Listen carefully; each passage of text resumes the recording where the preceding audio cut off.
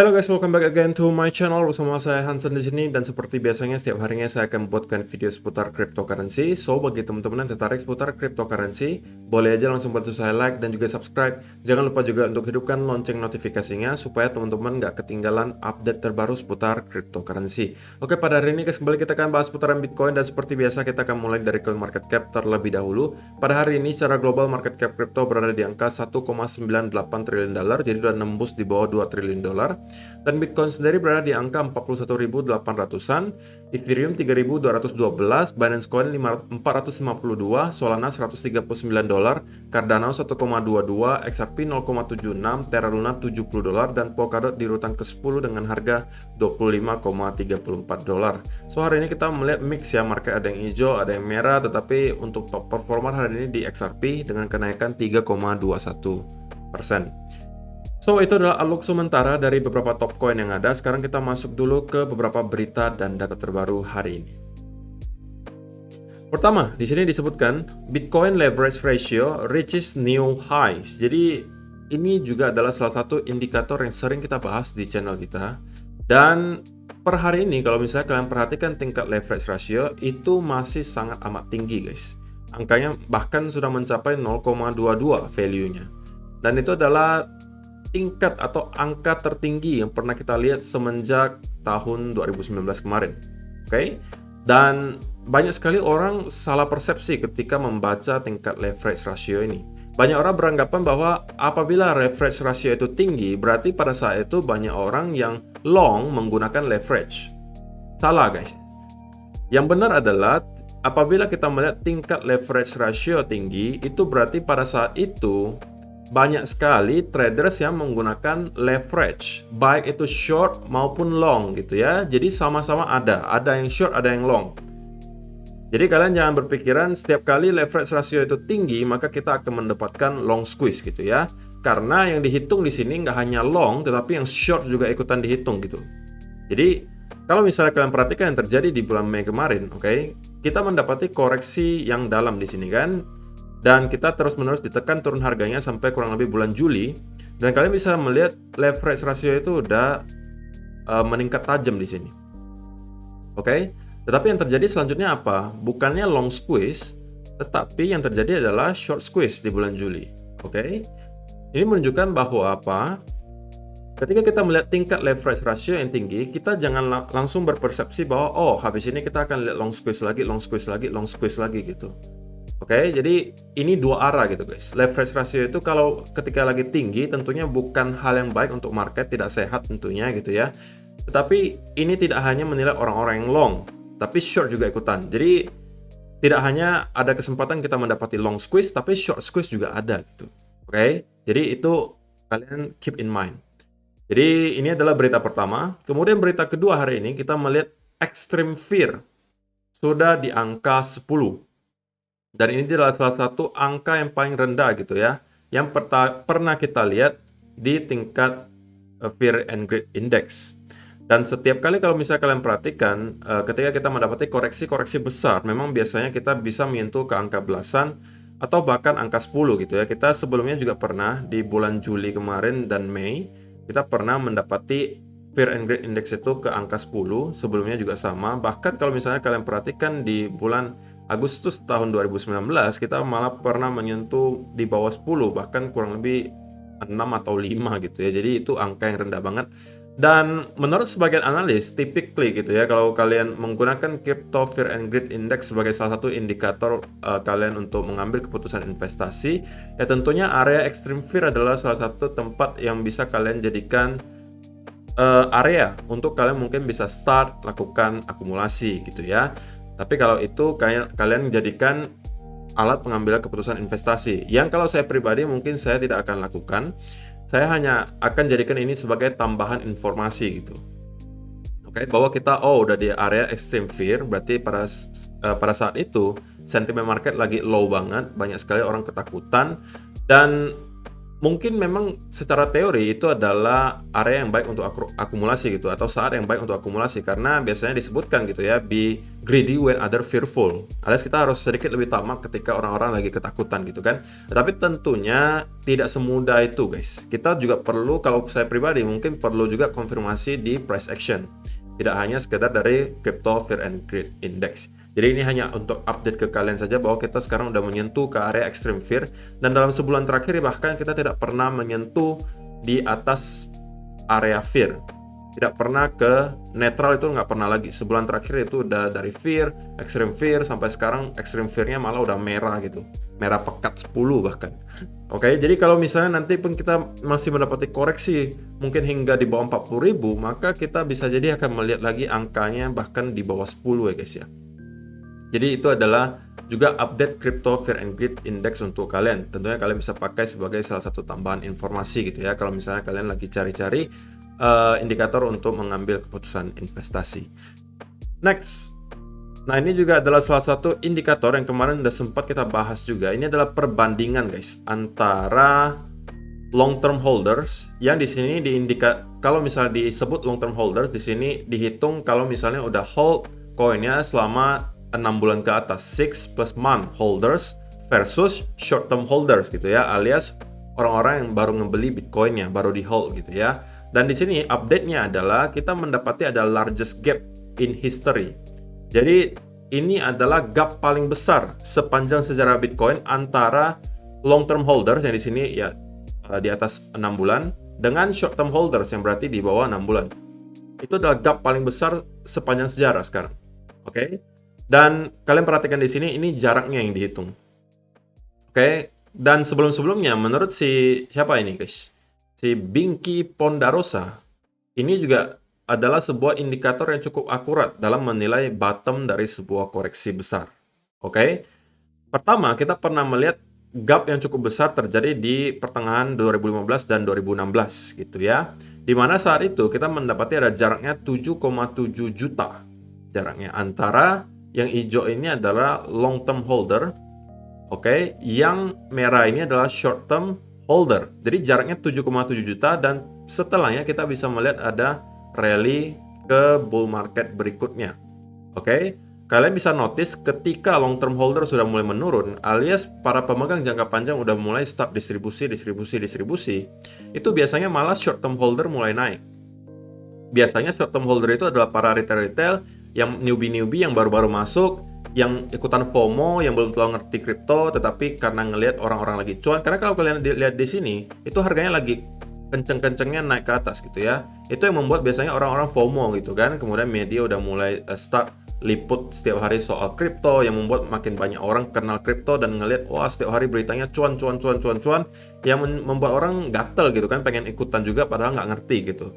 Nah, itu bisa ditunjukkan di sini short term holder itu mulai start untuk naik. Jadi ketika kita berada di akhir bull market di tahun 2017 itu, yang mendorong harga ke atas di bulan-bulan terakhir sebelum kita masuk ke bear market, itu adalah short term holder, alias para retail yang baru-baru FOMO gitu. Sedangkan orang-orang yang udah ngerti gitu, long term holder, itu udah start akumulasi gitu.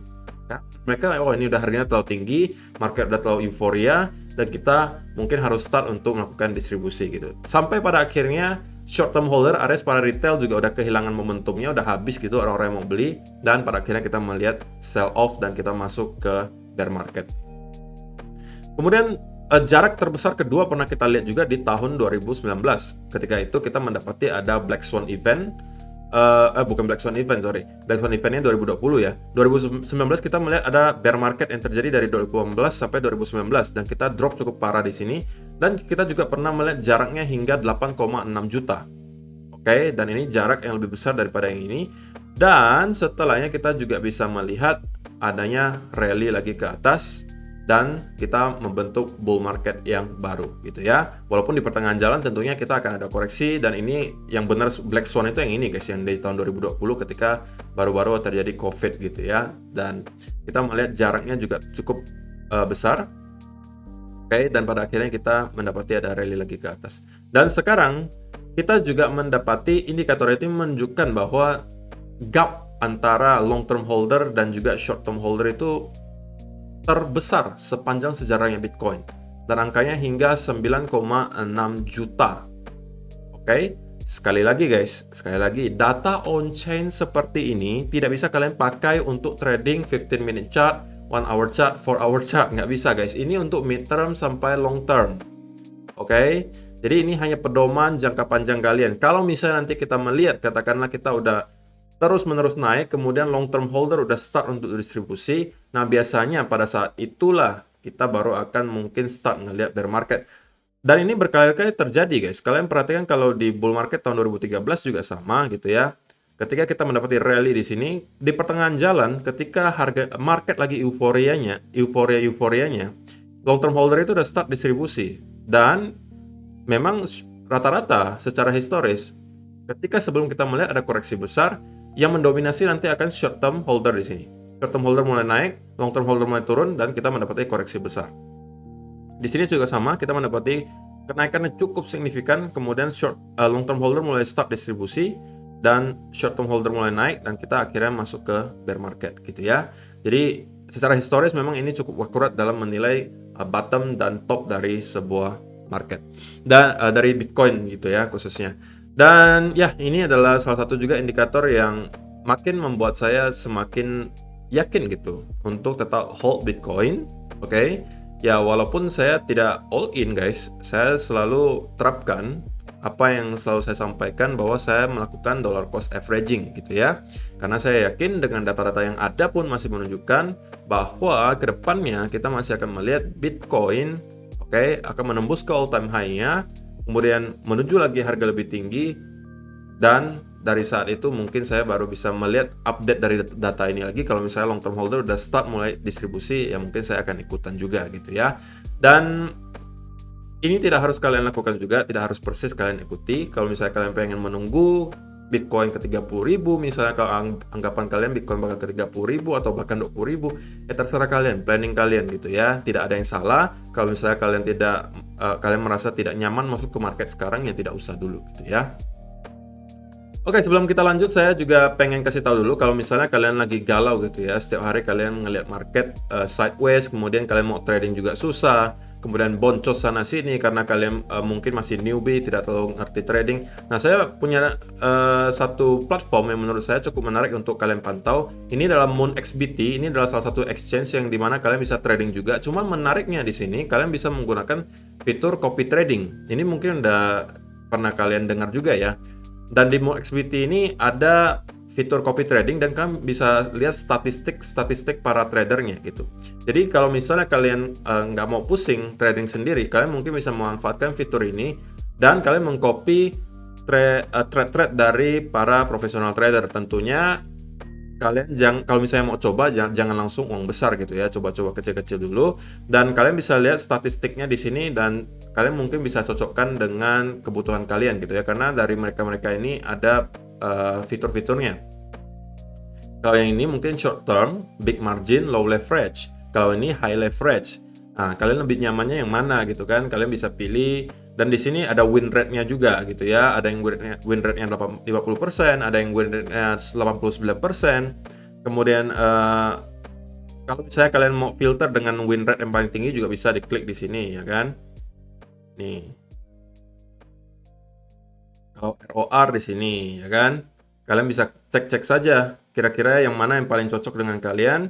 Nah, misalnya yang ini win rate-nya 68% ya kan. Total ROR-nya 9.000%. Nah, kalian bisa copy saja. Dan ini udah ada orang 158 orang yang copy gitu ya.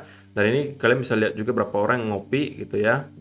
Dan kalau misalnya kalian pengen coba-coba, siapa tahu misalnya bisa menghasilkan passive income, karena ini kan tidak kalian tidak trade ya, kalian cuma copy dari mereka saja ya, kalian tinggal terima saja hasilnya. Tentunya kalian jangan langsung masuk besar. Kalau misalnya pengen coba, masuk kecil-kecilan dulu aja coba. Dan tentunya sebelum kalian melakukan ini, kalian harus punya akun MoonXBT dulu. Dan kalau kalian pengen sign up atau pengen daftar, silakan dengan link yang sudah saya sediakan di bawah. Karena dengan menggunakan link tersebut, nanti kalian akan mendapatkan bonus-bonus tambahan, dan kalian bisa menggunakan fitur copy trading ini. Oke? So, itu adalah selingan saja. Kemudian next, Ini dari Quinton Francois. Jadi dia mengatakan January 2021 Bitcoin hits 40k, Januari 2022 Bitcoin juga 40.000. Jadi perbedaan yang drastis gitu ya. Dimana di Januari 2021 ketika Bitcoin naik ke harga 40.000, ya kita semuanya yang udah invest dari sebelum Januari 2021 ya tentunya feeling good lah gitu ya, berasa udah wah ini saya bakalan kaya raya gitu kan, Bitcoin harganya naik terus dan lain sebagainya, moodnya bagus banget. Tetapi ketika Januari 2022 padahal harganya sama gitu ya, Bitcoin juga hits 40.000, tapi pada saat ini kita kayak depressed gitu atau depresi sebagian orang gitu kan, wah ini kok Bitcoinnya turun terus, kok kapan naiknya nih, kok saya udah rugi 10%, ada yang rugi 30%, ada yang rugi 40% gitu-gitu kan. Jadi harga yang sama tapi perbedaan sentimen gitu. Ya kan, ini dan drastis banget perbedaannya dari yang kita euforia banget kayaknya di 2021 Januari, di Januari 2022 walaupun harganya sama 40.000 kita malah kayak depresi gitu ya kan. Ya mungkin nggak semuanya sih, tapi ada sebagian gitu, karena mungkin ada yang beli di pucuk gitu kan karena ikutan FOMO, kemudian harganya dari Desember sampai sekarang turun terus menerus. Ya itu wajar lah, mungkin ada sebagian yang masih newbie gitu kan, belinya di pucuk kemudian pakai juga uang panas dan harganya terus menerus menurun, ya bisa jadi akan membuat dia sedikit depressed gitu ya. Jadi pesan saya sekali lagi guys, jangan sampai memakai uang panas lah untuk investasi, itu tidak akan baik untuk mental kalian. Dan yang terakhir ini adalah dari CC15 Capital, weak paper hands selling Bitcoin to massively accumulating diamond hands. Jadi ini adalah bukti bahwa ketika kita sell sekarang, harganya makin rendah, semakin banyak orang yang panik jualan. Kalau kalian lihat wallet para paus gitu ya, wallet para paus terbesar di Bitcoin, kalau yang ini dia mempunyai balance-nya $1 billion. $1 billion. Oke. Dan dia mempunyai total berapa ini? 24.700-an Bitcoin.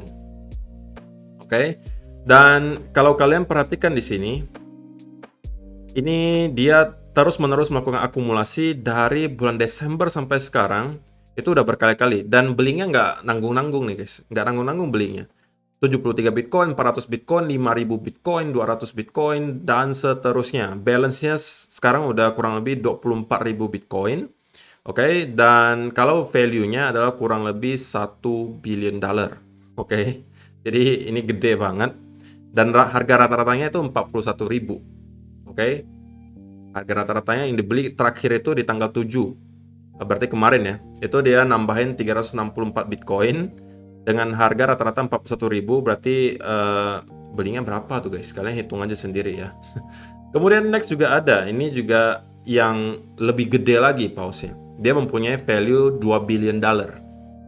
Dan kalau kalian perhatikan 2-3 hari terakhir itu akumulasi terus-menerus. 50 Bitcoin, 50, 53, 64, 91. Dan dia mempunyai sekarang total 48.000 Bitcoin, dan kalau di-valuekan ke USD itu $2 billion. Oke. Jadi sebenarnya kalau di belakang layar kalau kalian perhatikan akun wallet paus besar ini, ya mereka happy aja gitu guys. Kalau harganya semakin turun, ya dia anggapan dikasih diskon, beli lagi, dan beli lagi. Ya mungkin kita nggak bisa beli sebanyak mereka gitu, tapi mungkin kita bisa mencontoh sedikit dari mereka gitu ya, bahwa orang-orang yang super kaya saja masih melakukan terus-menerus akumulasi gitu. Oke. Dan saya juga melakukan hal yang sama sebenarnya, tetapi mungkin saya tidak sebesar ini guys ya. Kita belinya tipis-tipis saja, tapi saya terus melakukan dollar cost averaging gitu kan. Inilah mindset yang menurut saya lebih baik gitu. Dimana mindset saya, kalau misalnya harganya naik, ya syukur, berarti saya cuan. Kalau harganya turun, berarti saya anggap, oh ini saya dikasih diskon. Saya tinggal serok, cicil lagi. Dan itu membuat saya tidak terlalu stres gitu guys, melihat setiap hari harga Bitcoin turun. Jadi itu tidak mengganggu mental saya gitu. Jadi itu mudah-mudahan juga bisa membantu kalian untuk tidak selalu pantengin chart, tidak selalu stres gitu ya, ngelihat hari ini Bitcoin turun lagi 2%, 3%, 4% gitu. Oke? So itu adalah berita dan data terbaru hari ini. Kita sekarang masuk dulu ke chartnya Bitcoin, dan kita mulai dari daily chart terlebih dahulu. Dan di daily chart kalau misalnya kalian perhatikan guys, kita sudah fix berada di area oversold di RSI, bahkan sekarang kita udah kembali naik lagi ke atas area oversold gitu ya. Dan mungkin kalau misalnya kita lihat di 4 hour chart gitu ya, kita bisa menemukan sesuatu yang ya mungkin sudah sering lah disebutin orang gitu ya. Kalian juga mungkin udah tahu bahwa kita mendapati ada bullish divergence tercipta di sini, dimana kita di harganya itu membentuk lower low, lower low, lower low. Sedangkan di indikator RSI-nya kalau kalian perhatikan, kita itu membuat higher low.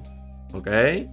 Yang berarti kita mendapati ada bullish divergence. Sekali lagi guys, bullish divergence itu hanya sebuah indikasi. Nah, kalian baru boleh misalnya trade bullish divergence tersebut kalau misalnya kalian udah mempunyai konfirmasi di price action. Mungkin gitu ya, kalian tunggu dulu ada pattern misalnya inverse and shoulder seperti yang disebutin kemarin. Oke, atau mungkin kalian tunggu dia break dari sebuah resistance kemudian ada pattern continuation. Nah, kalau seperti ini mungkin kalian baru boleh cari setup untuk buy. Kenapa? Berarti kalian udah mempunyai lebih dari satu indikasi. Indikasi pertama ada bullish divergence, berarti yang merujuk ke arah bullish gitu kan. Indikasi kedua, kita juga udah break dari sebuah area resistance, menunjukkan adanya perlawanan dari para bull. Ketiga, kalian juga menemukan lagi ada pattern continuation gitu ya. Nah, bahkan ada 3 indikasi bahwa kemungkinan besar kita akan mendapati pergerakan kenaikan selanjutnya. Nah, kalau sudah seperti itu, baru mungkin kalian bisa melakukan trade ketika dia sudah break dari pattern tersebut. Kalau misalnya kalian trading hanya berdasarkan satu indikasi, bisa saja, boleh-boleh aja gitu guys. Tetapi biasanya tingkat probability-nya itu lebih kecil gitu ya. Jadi semakin banyak indikasinya tentunya semakin bagus. Jadi di sini permainannya analisa teknikal itu simple aja guys. Kalian cukup cari saja berapa indikasi yang mendukung tesis kalian gitu. Kalau misalnya kalian pengen cari setup untuk buy, ya kalian cari ya kenapa saya harus buy di sini gitu kan. Oh, mungkin kalian sebutkan oh ini lagi ada bullish divergence. Kemudian sekarang kita lagi di area support gitu kan. Atau mungkin nanti kalian ketemu ada double bottom di sini kalau kalian mau trade. Kalian mungkin harus tunggu dia breakout dari neckline dan seterusnya gitu ya. Dan untuk sementara kalau misalnya diperhatikan dari 4 hour chart, tentunya kalau saya pribadi saya belum pengen masuk lah gitu ya, karena belum ada indikasi yang jelas gitu ya bahwa kita akan mendapati semacam reversal. Tentunya seperti yang udah saya sampaikan juga kemarin, saya expect dan cukup yakin ketika kita nyampe ke area kotak biru di sini kita akan mendapatkan sedikit rejection dan mungkin akan kembali nge-retest area 43.000, dan sekarang kemarin kita udah sempat menyentuh lagi area tersebut, cuman lagi-lagi ke reject gitu ya. Sebenarnya yang menurut saya paling ideal adalah gitu ya, ini menurut saya aja nih guys, yang paling ideal karena kita melihat tadi tingkat leverage ratio yang masih cukup tinggi, walaupun ya kita tidak boleh asumsi bahwa leverage ratio tinggi sudah pasti akan long squeeze gitu ya, tetapi tetap ada kemungkinan kita mendapati long squeeze. Dan kalau itu yang terjadi, menurut saya itu yang lebih ideal gitu, bahwa kita menjemput dulu stop loss yang ada di sekitaran area ini. Oke, karena menurut saya pasti akan banyak sekali orang menaruh stop loss di sekitaran sini. Karena mungkin ada sebagian orang yang membeli di sini, taruhnya stop lossnya juga di sekitaran sini. Di sekitaran 39.000 sampai 38.000. Jadi menurut saya akan cukup lebih ideal kalau misalnya kita mendapati ada sedikit long squeeze ke bawah, hanya untuk nge-wick aja gitu ya, untuk menjemput saja stop loss yang ada. Kemudian kita membuat semacam V-shape recovery gitu ya. Nah, kalau seperti yang ini terjadi, maka saya cukup confidence gitu mengatakan bahwa kalau itu yang terjadi, kita melakukan long squeeze kemudian kita membuat V-shape recovery, saya cukup yakin bahwa setelahnya kita at least akan mendapati relief rally mungkin ke area Fibo. Kalau misalnya kita tampilkan Fibonacci retracement di sini, anggapan kalau misalnya kita nyampe ke angka 38.500 ya. Nah, kalau misalnya terjadi yang seperti yang tadi saya sebutkan, kita long squeeze ke bawah, alias kita break lagi dari 40.000 kemudian menjemput stop loss di sini kemudian naik lagi seperti ini, saya cukup yakin bahwa kita akan at least kembali revisit angka 0,382 yang berarti angka 50.000 di sini. Baru dari sini mungkin kita akan tentukan lagi apakah kita melihat momentum bullishnya cukup kuat untuk mendapati reversal, ataukah itu hanya pure adalah relief rally atau sekedar bull trap dan kita akan kembali melanjutkan penurunan ke bawah gitu ya. Jadi itu adalah skenario yang ideal menurut saya. Sedangkan untuk short term sekarang, ya tentunya kita masih bisa bermain di sekitaran kedua area ini antara 40.000 dan 43.000 ya guys. Karena memang tentu saja juga udah banyak orang start untuk ngantri di sekitaran sini ya. Dan bisa jadi kita akan bermain cukup lama di sekitaran sini, baru mungkin market akan start untuk menentukan arah lagi. Jadi sementara mungkin hari ini kita kembali akan ngelihat retest ke angka 43.000 dan ya mudah-mudahan lah ya. Kalau misalnya kita bisa mendapati senario yang tadi saya katakan, lebih ideal sih menurut saya seperti itu gitu guys ya. Apakah kalian setuju bahwa itu yang bisa terjadi, atau kalian lebih setuju bahwa ketika kita breakdown maka kita akan langsung menuju ke angka 30.000, atau kalian lebih yakin kita udah berada di bottom dan kita akan melakukan reversal? Saya pengen tahu komentar kalian di kolom komentar di bawah. Namun ada satu hal yang perlu saya sampaikan juga, dan ini mungkin cukup penting ya untuk disampaikan, bahwa saya juga expect apabila gitu ya, ini patokannya di weekly chart guys, apabila weekly chart itu mampu close di bawah angka 40.000, saya rasa kita mempunyai indikasi yang cukup kuat gitu ya. Dan tentunya kita nggak pengen ini terjadi, tapi kalau sampai weekly chart itu mampu break dan close di bawah angka 40.000, mungkin stay di 38, 37, maka menurut saya kita mempunyai probability yang cukup tinggi untuk kembali revisit angka 30.000 sebagai area major support gitu ya. Jadi ya, itu sih untuk gambarannya sekarang guys. Semoga ini bisa membantu kalian dalam mengambil keputusan investasi. Dan tentunya saya bukan financial advisor, tentunya kalian harus melakukan riset sendiri terlebih dahulu sebelum kalian melakukan keputusan investasi. Ini jadikan hanya tambahan saja gitu guys ya. Kalian harus tetap melakukan riset sendiri, lakukan planning sendiri, supaya kalian tidak bingung ketika nanti A yang terjadi, B yang terjadi, kalian harus ngapain gitu. Kalian harus sediakan senario bearish dan bullishnya. Kalau ternyata bullish kalian harus ngapain, kalau ternyata bearish kalian harus ngapain. Oke? So itu aja sih untuk hari ini guys. Terima kasih yang sudah menonton sampai selesai. Semoga bermanfaat video hari ini dan kita akan bertemu lagi di video yang berikutnya. Bye bye.